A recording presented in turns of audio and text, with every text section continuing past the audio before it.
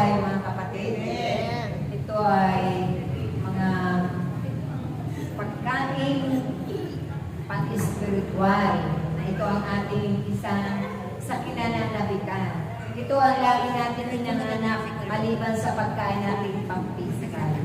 Ito yung pagkain ng ating kaluluwa, ng salita ng Diyos, na kahit araw-araw tayo nakakapagbasa ng Biblia, nakakapag-aral sa mga katuruan ng ating Panginoon Jesus, nananabik lagi tayo. Dahil punong-puno ito ng kapangyarihan. Amen? Salita na makapagbubuhay ng mga patay ang pananampalataya.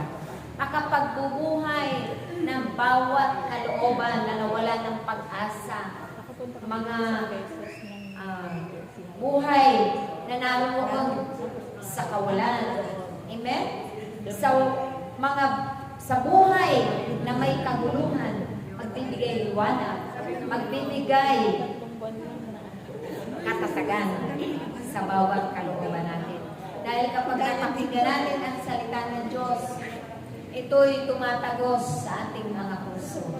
At aaray na lamang tayo kung tayo yung tinatamaan. Dahil umaamin tayo na isa tayo doon sa mga asway minsan. Nagkukulang, nagkakamali bilang tao. Dahil yan ang gusto.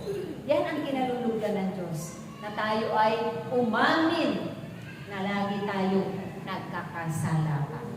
Nasa lamang pa po tayo mga kapatid. Kaya wala pang perpekto, wala pang banal. Tayo ay nagsusumikap makataha sa kabanal.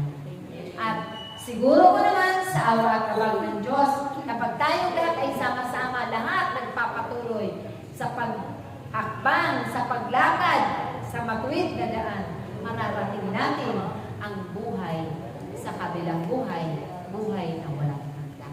Amen? Doon sa paraiso ni Ama Yahweh. So yun lang po. I love you with the love of the Lord. I love you with the love of the